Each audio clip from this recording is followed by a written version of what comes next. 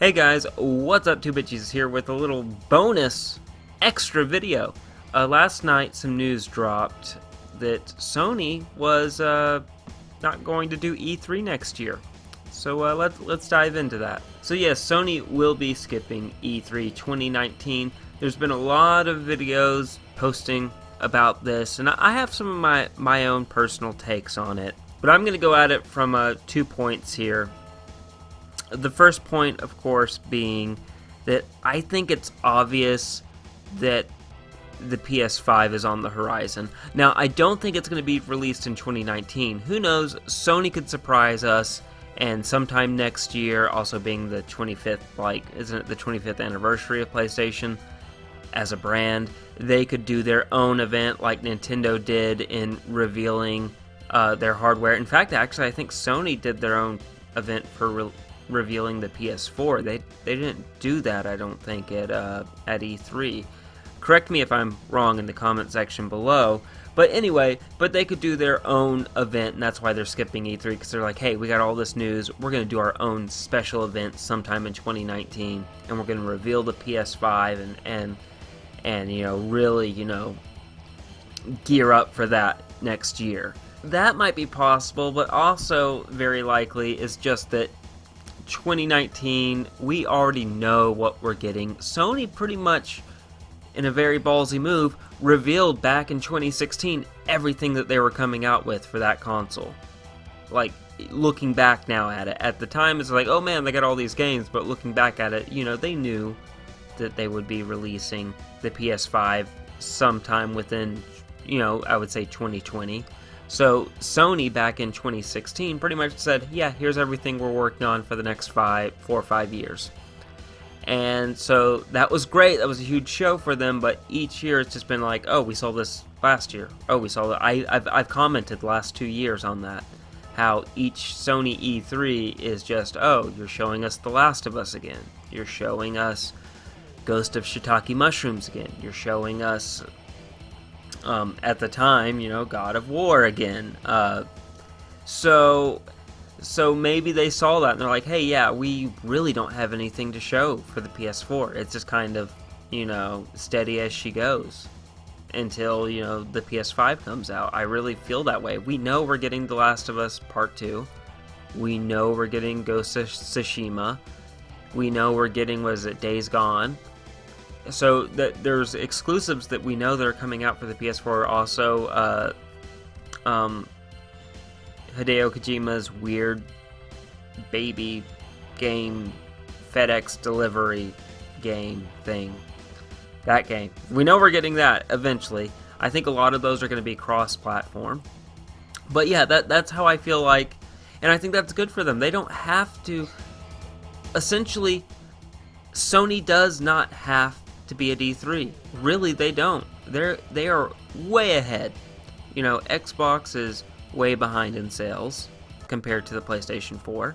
Nintendo, the Switch was burning up the charts there, but now they seem to have plateaued. But I think that's more of a, right now there's not a whole lot of content. I think after the holiday season, especially with Smash Brothers dropping, and of course today you got that Pokemon dropping, the Pokemon game, and whatever's coming out next year, hopefully maybe be it Metroid Prime 4 or whatnot, that'll bring the numbers up and get the, instead of them plateauing, them surging again with the Switch.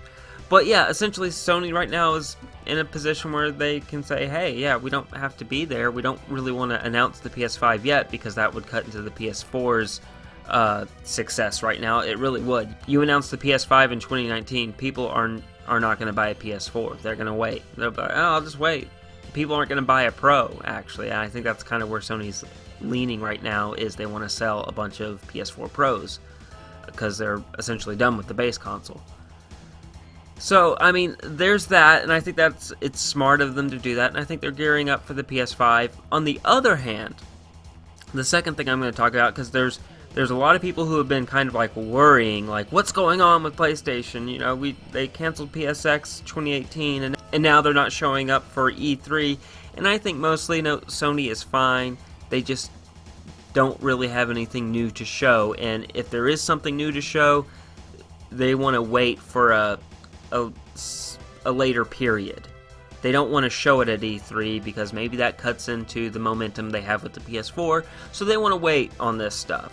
Let the stuff cook in the pot, let it stew for a minute, It's not ready to be shown, and they would rather give you a good show with a bunch of stuff, new stuff for you to see, rather than do what Microsoft did, where you had nothing really new to see except for a few game studio acquisitions for XO18.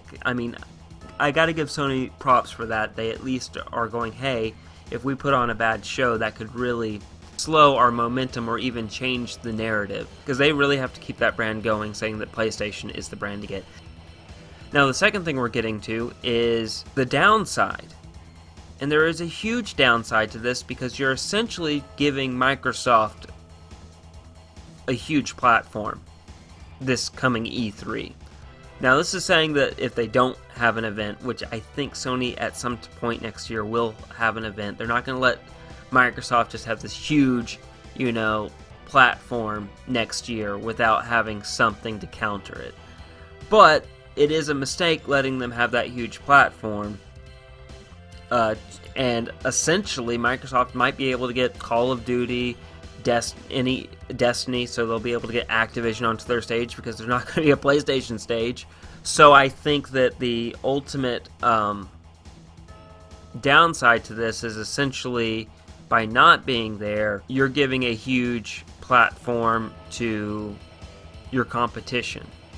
And I think that could cut them pretty badly. And also, Microsoft has been very open with their platform, or their next-gen platform, so they might hint or tease at it. But again, I don't think the next Xbox is coming out next year. I think it's going to come out in 2020, especially because you have the Xbox One X is doing fine. But yeah, I think that's the huge downside, is that they're pretty much abdicating, any presence there to Microsoft. And Microsoft can get Activision on their stage, EA on their stage. They can get all the big third-party publishers to be on their stage and be like, yeah, it runs best on the Xbox. So I think that could really hurt PlayStation's momentum in 2019. It remains to be seen. Again, this is another huge sign, of course, as we say every year, is that E3 is becoming irrelevant. So Sony doesn't really need E3. So I think there's some positives in this story for Sony, it being them gearing up for the PS5. They don't really need to show up at E3 because they have the momentum, and also E3 is kind of not as big as it used to be because Sony can get their message out to, their customer base. And Sony also has said that they are looking for other opportunities to engage with their community. So I don't think Sony's going to be dark all year long. They're going to have some kind of event, or maybe even like Nintendo with their Direct, have some kind of thing to get in touch with the people who own their products to say, hey, this is what you can look forward to.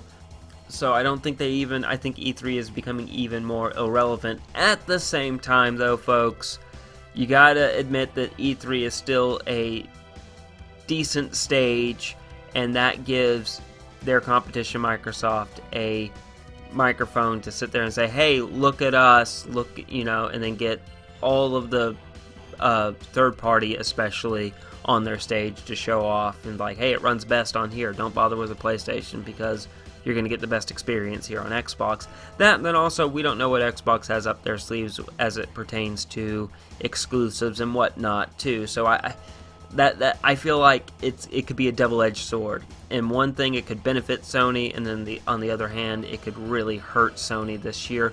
But it remains to be seen. But yeah, let me know in the comment section below what you folks think. Be sure to hit that share button, hit that like button, and of course hit the subscribe button and ding the bell. That way you don't miss a thing that we produce here on the channel. That's it for me today, guys. As always, stay safe and play on.